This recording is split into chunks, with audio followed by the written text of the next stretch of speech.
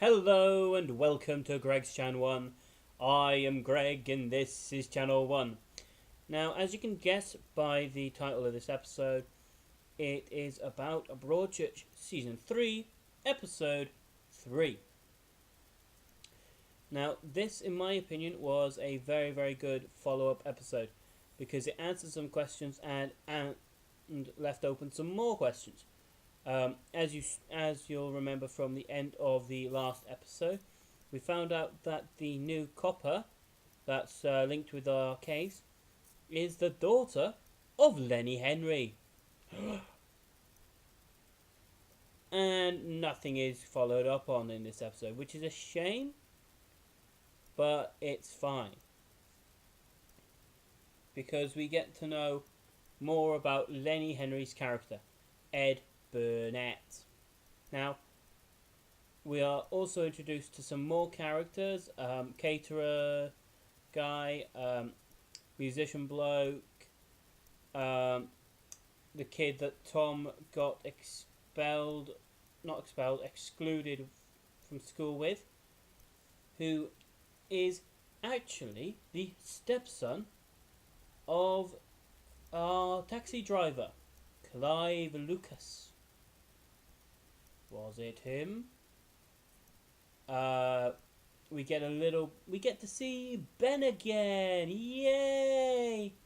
If you're struggling to remember who Ben was, he was the guy that had been left with the Latimers when Danny had been killed. He was their count. He was kind of their guy that had to look after them.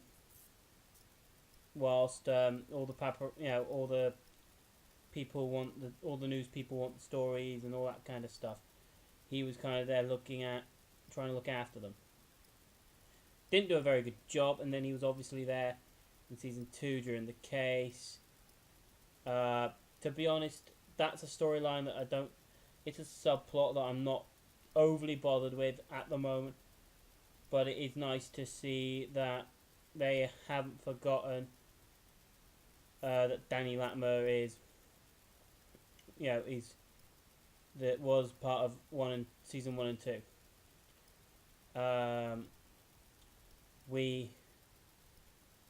The two kids, Tom and his mate, his name I don't remember because I don't know whether his name was actually mentioned. They meet up with good old Vicar Paul Coates, and Paul gets them to do some physical labour.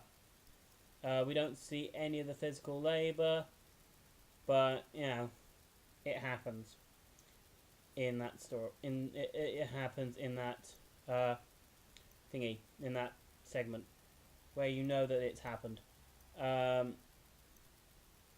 You then get a nice little bit from Detective Hardy, David Tennant's character.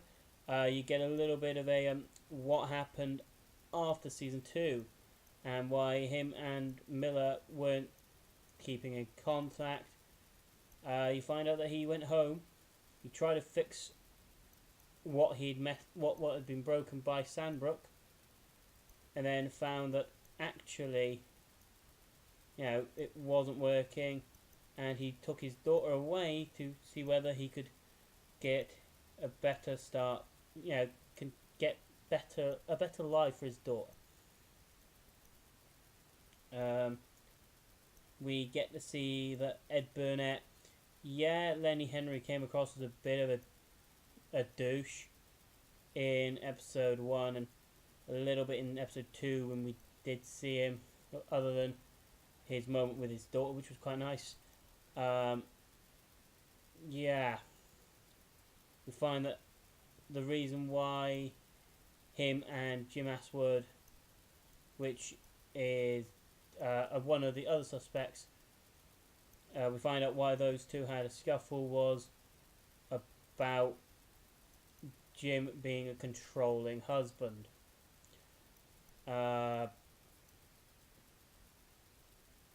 Trish finally opens up to Kath about the fact that she was raped, even though Kath already knows, because Kath knows stuff. as they would do, kind of thing. What else? What else? What else? A lot happened in this episode. We found out more about our taxi driver. He's a serial cheat, which is not good. What else? It was a pretty packed episode where we were getting a lot of everything, really. What else were big things? We were starting we haven't really narrowed anything down. A great scene was just after they finished interviewing Clive, I think it is, before he goes home. It does a scene where Hardy and Miller go to the in the main office area space, and new cop lady Hartford, I think that's her name, pretty much goes, everyone that was at the party, and you just see the faces go, that was quite interesting. It was, there was a lot packed in. We find out that Ian Winterman, the husband, the ex-husband, we find out that he doesn't remember what happened. He's got an issue with tequila. And he wants something on his computer removed for good. To which he speaks to, I think it was Leo, who was the cocky little shit from the fishing rope company. Other than that, it was a pretty packed episode. The important question, the big question that was asked of Jim was, obviously, did he do it? To which Jim just goes, do you really need me to answer that? To which he didn't answer the question. And the end of the episode kind of thing. So, a lot has been set up. It's interesting. So, we'll watch more and we'll see what happens next week. I'm going to do a video on the main suspects at the moment, and I'm going to run them down, kind of explain why they could be either the victim, the culprit, and why they might not be. That will be coming up over the next couple of days, hopefully. Anyway, been great talking to you guys. Have a lovely day, night, stuff, cool. Keep updated on the videos. You can like. Always makes me feel good, and makes you feel good because you feel. I'm hoping you're enjoying the videos. You can click subscribe here. Click subscribe here. I have no idea where it is, and I probably will never know. Leave your thoughts and opinions in comment section below, and to give this episode a rating, 4.4. It's not as good as last week, purely because I felt too much was happening. But that's something that I do, I liked at the same time. Good night, guys. Bye.